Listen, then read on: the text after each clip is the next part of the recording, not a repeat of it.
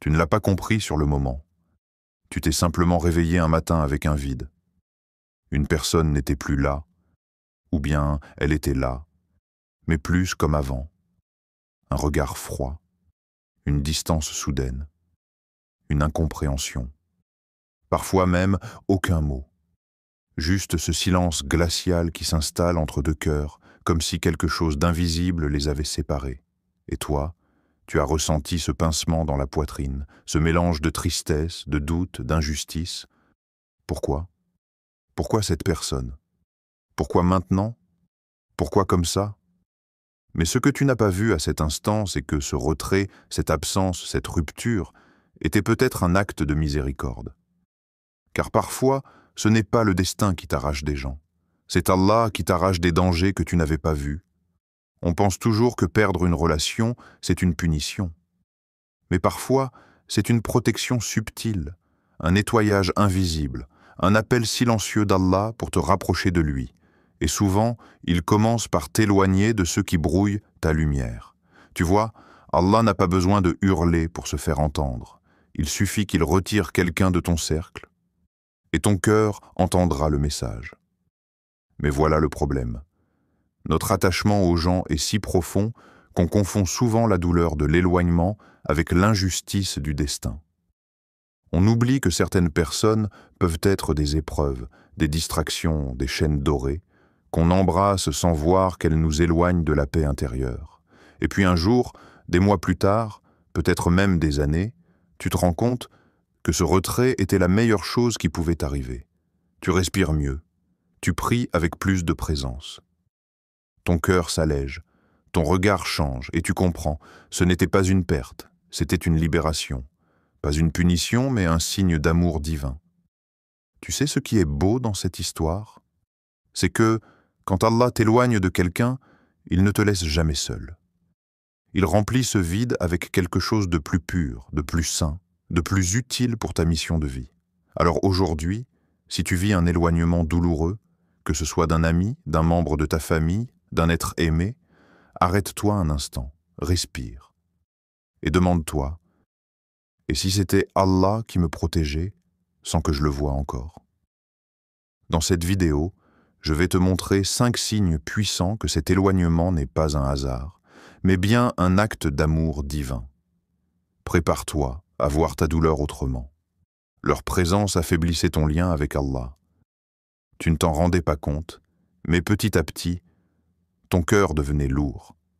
Pas à cause de ce que tu vivais, mais à cause de qui tu fréquentais. Ces conversations pleines de superficialité, ces instants volés à la prière, ces journées où tu avais la sensation d'être entouré, mais jamais en paix. Et pourtant, tu continuais. Pourquoi? Parce que tu les aimais, parce que c'étaient des proches, par habitude, par loyauté, par peur d'être seul. Mais il y avait quelque chose que tu ne voyais pas. Leur présence s'éteignait intérieurement. Chaque fois que tu voulais t'élever, on te ramenait à terre. Chaque fois que tu voulais parler d'Allah, on changeait de sujet. Chaque fois que tu voulais jeûner, prier, te concentrer sur l'essentiel, il y avait un obstacle. Eux. Pas de façon brutale, non. Juste assez doucement pour que tu n'aies pas conscience du poison. Tu riais avec eux, tu passais du temps avec eux, mais une fois seul, tu sentais que ton âme s'était éloignée de son origine. Et puis un jour, sans comprendre, les choses ont changé.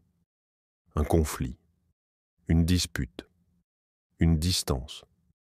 Ou peut-être rien de spectaculaire, juste un éloignement progressif. Et toi, tu l'as mal vécu? Parce que tu n'as pas compris ce que tu avais perdu, et encore moins ce que tu venais de regagner. Allah, dans sa sagesse infinie, t'éloigne de ceux qui éteignent la lumière intérieure. Même si ce sont des gens que tu aimes, même si ce sont de ta propre famille, même si c'est douloureux. Car Allah n'agit jamais au hasard. Souviens-toi de cette parole d'Ibn Qayyim. Si Allah t'éloigne de quelque chose que tu aimais, c'est parce qu'il veut te rapprocher de quelque chose que tu oubliais, lui. Et c'est là tout le paradoxe. Parfois, tu perds des gens pour retrouver ton Créateur. Regarde bien autour de toi. Observe ta vie avant cet éloignement et maintenant. Pries-tu avec plus de présence? As-tu retrouvé une certaine clarté? Te sens-tu plus conscient de tes choix, plus connecté à Allah, plus libre intérieurement? Si la réponse est oui, alors tu viens de comprendre quelque chose d'énorme. Ces personnes étaient peut-être des attaches, pas des ailes. Allah ne coupe jamais sans reconstruire. Il ne retire jamais sans raison. S'il t'a éloigné d'eux, c'est peut-être parce que leur présence affaiblissait ton lien le plus précieux, celui avec lui. Et parfois, il faut briser un lien humain pour guérir un lien divin. Il te retenait dans une vie que tu devais quitter. Il y a des gens qui n'ont rien fait de mal, rien de blessant. Ils ne t'ont ni trahi, ni insulté, ni humilié. Au contraire, ils t'ont accompagné. Ils ont partagé des moments, des souvenirs, parfois même des rires sincères. Et pourtant, un jour, leur simple présence devient un poids. Pas parce qu'ils sont mauvais, mais parce qu'ils s'attachent à une version de toi que tu dois dépasser. Tu vois, Allah ne veut pas seulement que tu sois entouré, il veut que tu avances. Et parfois, ceux qui t'entourent te retiennent sans même le savoir. Ils veulent que tu restes celui que tu étais hier, celui qui rigole pour tout, celui qui vit sans trop réfléchir, celui qui fuit ses responsabilités, celui qui évite les grandes questions, pas par méchanceté, juste parce que c'est plus confortable pour eux et pour toi aussi. Mais voilà, ton âme, elle, commence à grandir, elle commence à chercher autre chose, elle veut de la profondeur, elle veut du vrai, elle veut de la foi, elle veut du changement. Et c'est à ce moment précis que les liens deviennent lourds, que tu te sens incompris, étranger, que tu commences à t'isoler sans le vouloir vraiment, que tu ressens un appel intérieur que personne autour de toi ne semble entendre. Tu es à l'étape du cocon, et eux veulent te maintenir en chenille. Mais Allah, lui, voit ton papillon. Il voit ton potentiel. Il voit la route que tu dois prendre, même si toi tu as peur d'y aller. Alors, dans sa sagesse, il brise certains liens, il crée des situations d'inconfort, des tensions, des séparations douces ou violentes, et sur le moment, tu te dis « Mais pourquoi moi? Pourquoi cette personne ?» Tu penses que tu perds quelqu'un, mais en vérité, tu es en train de quitter une vie. Et cette vie-là ne te correspondait plus. Il y a un verset du Coran que peu de gens méditent dans ce sens, mais qui est d'une puissance bouleversante. Il se peut que vous détestiez quelque chose alors que c'est un bien pour vous. Sourate Al-Baqarah 216. Tu ne comprenais pas cette perte. Mais en réalité, Allah vient de libérer ton avenir. Il venait de retirer ce qui t'empêchait d'éclore. Il venait de t'arracher à une vie qui m'endormait, pour l'emmener vers une vie qui t'éveille. Et même si, à l'instant, tu ne le vois pas encore, tu verras un jour que ce détachement a marqué le début de ton élévation. Alors, ne pleure pas cette personne. Pleure plutôt sur l'ancienne version de toi que tu aurais pu rester si Allah ne t'en avait pas sauvé. Leur cœur cachait une intention qu'Allah a vue, et pas toi. Toi, tu voyais le sourire, les mots doux, la bienveillance. Tu voyais les gestes, les attentions, parfois même les sacrifices. Alors forcément, tu y croyais, tu t'ouvrais, tu faisais confiance, tu donnais sans compter. Tu te disais, cette personne, elle est vraie, elle m'aime, elle me tient à moi. Tu aurais mis ta main au feu pour elle. Mais ce que tu oubliais, c'est que toi, tu ne vois que l'extérieur. Tu ne vois que ce que les gens veulent de bien montrer. Le reste, leurs réelles intentions, leurs pensées profondes, leurs calculs, ça, seul Allah le voit. Et c'est peut-être là qu'il t'a protégé. Non pas en te montrant ce qu'ils faisaient, mais en te retirant avant que tu ne découvres ce qu'ils étaient vraiment. Car parfois, tu es si pur dans ton cœur que tu ne peux même pas imaginer qu'une personne que tu aimes pense du mal de toi. Et Allah, dans sa miséricorde, n'attend pas que tu sois brisé pour te sauver. Il te retire avant. Il crée un éloignement, une dispute inattendue, une froideur qui n'a pas de sens sur le moment, mais qui, en réalité, est une réponse à une prière que tu n'as jamais formulée à voix haute. Tu sais pourquoi tu ne comprends pas cet éloignement? parce que tu n'as rien vu venir. Tu pensais que tout allait bien, et c'est ça le plus bouleversant. Mais Allah, lui, a vu l'invisible. Il a vu ce qui se cachait dans un cœur que tu croyais pur.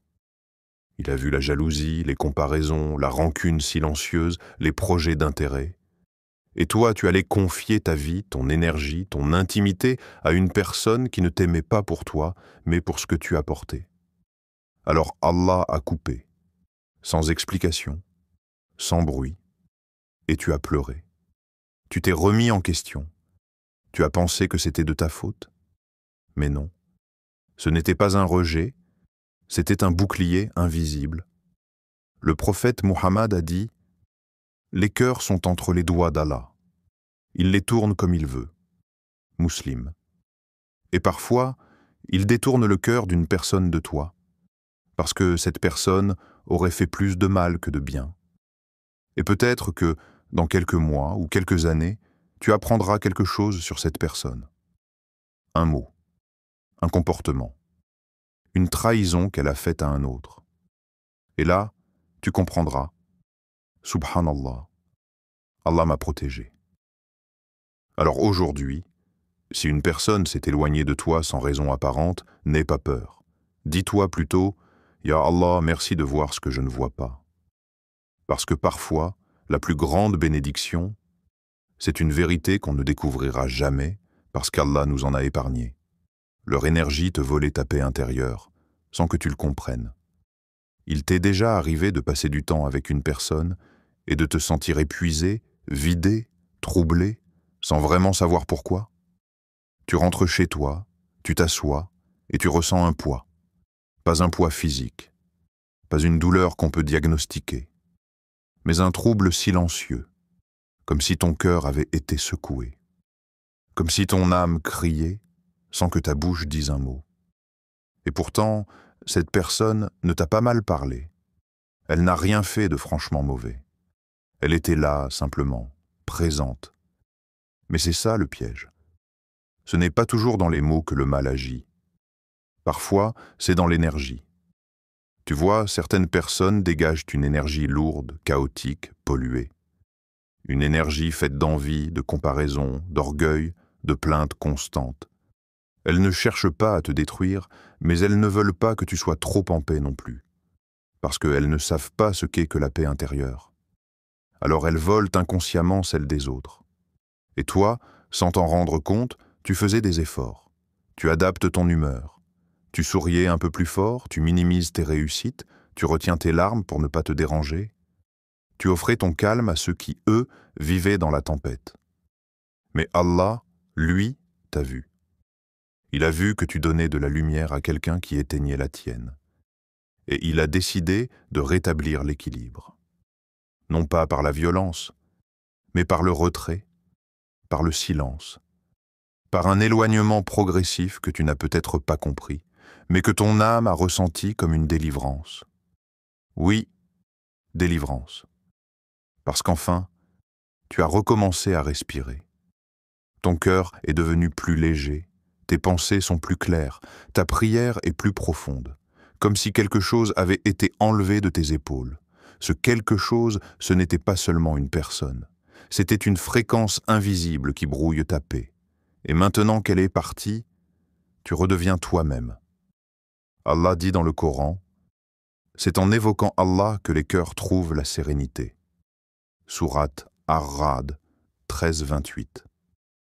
Mais comment évoquer Allah en profondeur quand on est constamment entouré d'ondes contraires? Comment nourrir sa foi quand on partage son espace avec des âmes en guerre contre elles-mêmes? Alors oui, quand Allah éloigne quelqu'un qui te vole ta tranquillité, ce n'est pas un rejet. C'est un cadeau spirituel. Il protège non seulement ta foi, mais ton équilibre. Il t'offre le luxe rare de retrouver ton calme. Et quand tu comprends ça, tu ne te bats plus pour retenir ceux qui partent. Tu lèves les yeux au ciel et tu dis simplement « Ya Allah, éloigne de moi ce qui trouble mon cœur, même si je l'aime. » Allah veut t'apprendre à dépendre de lui, seul, pas des gens. Il y a eu un moment dans ta vie où tu t'es accroché à quelqu'un plus que tu ne t'accroches à Allah. Ce n'était pas volontaire, pas un shirk ouvert, non. C'était plus subtil, plus insidieux. Tu te sentais mieux quand cette personne était là. Tu te sentais fort, rassuré, protégé. C'est elle que tu appelais d'abord quand quelque chose allait mal. C'est à elle que tu partageais tes secrets, tes douleurs, tes rêves. Et quelque part, tu avais commencé à croire que ta stabilité venait d'elle. Mais Allah est Al-Ghayour, le jaloux, dans le sens pur et sacré du terme. Il ne veut pas que ton cœur s'attache à autre chose qu'à lui. Alors, quand il voit que tu dépends trop d'une créature, il la retire. Non pas pour te punir, mais pour te libérer. Et c'est là que tout bascule. Tu te sens seul, abandonné, désarçonné. Comme si le sol s'était effondré sous tes pieds. Tu pleures, tu doutes, tu demandes à Allah pourquoi. Mais tu sais ce qu'il attend. Il attend que tu reviennes à lui, que tu réalises que c'est lui et lui seul qui est constant, présent, fidèle. Que même quand tout le monde t'oublie, lui ne te quitte jamais. Ce retrait est une école de tawakkul, une école où tu apprends que la paix ne vient pas des gens, mais du lien que tu as avec ton Seigneur. Et plus tu passes de temps avec lui, plus tu guéris. Tu retrouves ta force. Tu recommences à sourire, non pas parce que les gens sont revenus, mais parce que tu as découvert une source de paix que personne ne pourra plus jamais t'enlever. Tu comprends maintenant que cette épreuve, c'était un appel. Une invitation à dépendre de celui qui ne trahit jamais, ne déçoit jamais, ne part jamais. Si Allah les a éloignés, c'est que leur place n'était pas dans ta destinée. Tu regardes ton passé et tu vois des visages qui n'y sont plus. Tu entends encore leur rire dans ta mémoire. Tu revois leurs messages, leurs promesses, leur présence quotidienne. Et pourtant, aujourd'hui, ils sont absents, effacés, supprimés, remplacés. Et tu te demandes toujours pourquoi. Pourquoi cette personne qui comptait tant, cette relation que tu pensais éternelle, a disparu du décor de ta vie? Et la réponse est là, simple, puissante, lumineuse, parce qu'Allah l'a voulu ainsi. Parce que leur présence devenait un poison lent, un frein spirituel, un obstacle invisible à ton élévation. Parce que parfois, ce que tu appelles amour, attachement ou loyauté est en réalité un test. Allah, dans sa sagesse, n'éloigne jamais quelqu'un sans raison. Il te connaît mieux que toi-même. Il sait ce que cette personne aurait pu provoquer dans ton avenir. Il sait ce qu'elle cachait dans son cœur. Il sait que tu mérites mieux. Il te prépare pour autre chose. Peut-être pour un amour plus pur, un entourage plus sincère, un avenir plus aligné avec ton âme. Mais surtout, il t'éduque. Il t'apprend à ne pas dépendre des créatures, à ne pas chercher ta valeur dans les autres, à ne pas lier ton bonheur à un être humain. Il t'appelle à l'indépendance du cœur, à la maturité spirituelle, à la paix intérieure qui vient de lui seul. Alors aujourd'hui, ne regrette pas ce qu'il a retiré. Ne supplie pas pour ce qu'il a enlevé. Accepte, fais confiance, avance. Et dis avec conviction, « Ya Allah, éloigne de moi ce qui n'est pas un bien pour ma foi, même si mon cœur l'aime encore. » Parce que parfois, ce que tu appelles perte est en réalité la meilleure forme de protection.